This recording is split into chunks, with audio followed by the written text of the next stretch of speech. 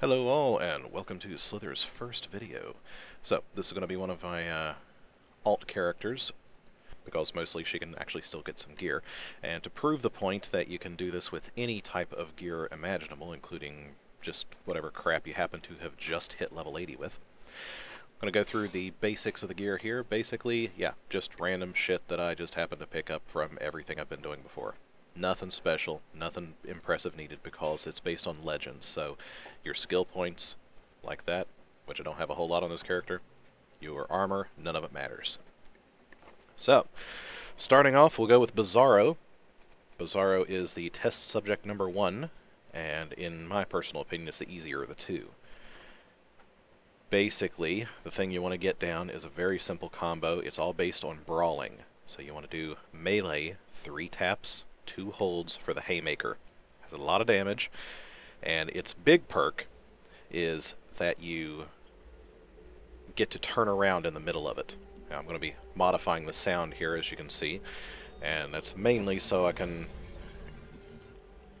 actually hear what the hell's going on as well. I'm going to have it still in the background though. So, when you first activate it, you'll go in and Bizarro will be active, and the place that you want to start in is, you go in, you see the scientists. The first thing that pops up after you get control again will be those guys and a clone. Completely ignore the scientists. They are completely irrelevant for this part. There is a feat for allowing all the scientists to live, and this part, you should do this no matter what you're doing. Go straight for the clone. Takes you usually a second to find this goofy ass. Once you do, beat the hell out of him. 3 taps, 2 holds, and that's that haymaker. You can clip the end of the haymaker on this last strike of it with Bizarro's most powerful attack. If whatever you're fighting gets stunned, then you can hit that number 3 ability, and it will regenerate, and it will slam a bunch of blocks on the ground and does pretty decent damage. Now the second room, you want to ignore pretty much anything that's going on if a security system is active. Security systems take priority, they make more ads. And if you want the feat, don't kill any scientists. But I'm not personally going for the scientists at the moment, or not going for the feat at the moment, so beat the hell out of those things, then turn around and get the scientists. As you just saw a second ago, I was able to spin with the haymaker. You do the 3 taps, you do a hold, and then you hold in the opposite direction while holding down the last hold. What that'll do is it'll swing you around backwards and slam your fist into the face of anybody who's on the other side. Now, you noticed what he was doing there just a second ago, where it looks like he's just standing there blocking, but he doesn't have the block symbol above his head. That's a really important tell to learn. It will serve you very well.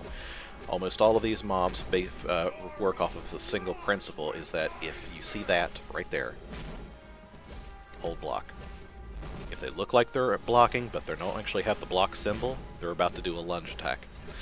If they look like they're blocking like that, and they do have the block symbol, obviously, do a ranged attack. Knock them on their ass.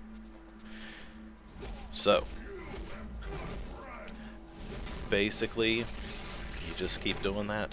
There you see the where I was trying to get the combo in. And of course I missed my timing on that one, unfortunately. There's a much more accurate one. Hold, and well, he only had a sliver of life left, so I figured to hell with it. But anyway, this next room is your biggest piece of trouble. This is where most people have an issue. Now, if you're going for the scientist feat, if you see where those green glowy things are in the back middle right now, going to the back right now, that's actually a place that you can stand on the ceiling. You can stand up there and wait for this guy to fly up and attack him, and you can take him out up there. I'm not going for that at the moment, so you start off with your haymaker on the scientist on the right just as soon as you come in, and then you can usually swing it into the scientists, the extra scientists that are over there on the side. So just proceed to beat the hell out of them as quickly as possible. The longer they're up, the longer the turrets are up. You saw what I did there. I lunged him in order to get to the scientists. The lunge is a great way to make your way around the room in here. Now, once you've got the scientists down, this is a pretty basic fight. He'll occasionally do ranged attacks, he'll occasionally do lunges, he's got it all. So, he's not that impressive though once the scientists are down.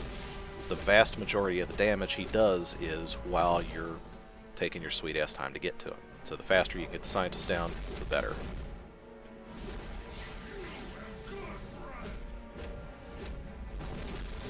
Now there are greens and blues in here, but I'm not really making a guide on that at the moment. This is mainly just to get people acclimated to the tier 5 solo missions, and I've gotten a lot of these damn things done already. And it's just, you know, one of those things. I'm going to start making a bunch of guides.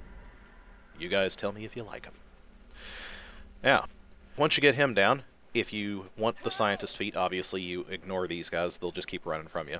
Now these guys, do a lunge, do your number 3 attack, and then... I missed this guy a dozen times for some reason. Lovely targeting system. But anyway, you'll see that they'll all do ranged attacks, and that's pretty much all they do. So as long as you keep lunge attacking them, you got no problems. So, just lunge in, number 3, and then just keep lunging. And you see how fast they'll go.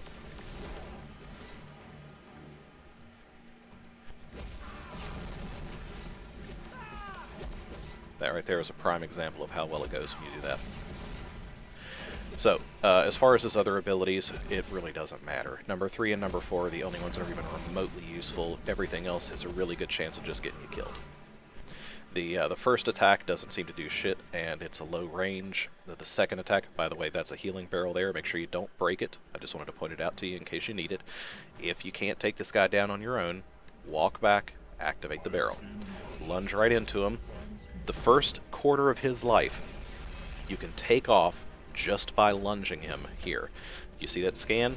Just lunge. Beat the hell out of him. He does it again, lunge. Keep it going. You can get down about a quarter before he starts actually attacking. The next quarter of his life, pretty much all he does is a rare block and a lot of brawling melee. Real easy tells, easy to see what's going on.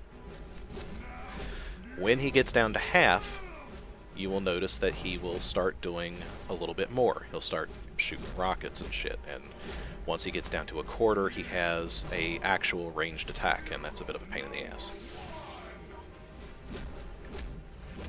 But basically, the big trick to this, just try to catch him in combo breakers. It's not that difficult of a fight, just watch his tells. He's really easy to see what he's going to do. As you can see, you can slip up a bit. It's not going to hurt you. Usually I can do this without even using a healing thing, but if you wanted to know when to use the healing, your soda can, basically wait until he knocks you on your ass. At some point, he will get you in a hard knockdown where you've missed something. You've hit him during a block, or he's ranged attacked you when you were blocking, something like that. That's a beautiful time, like right about there.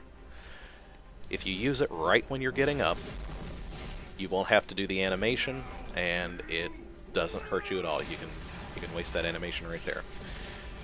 And you blow him up, and that's about it. Doesn't get a whole lot simpler than that. So, this has been my first video. I hope you enjoyed it.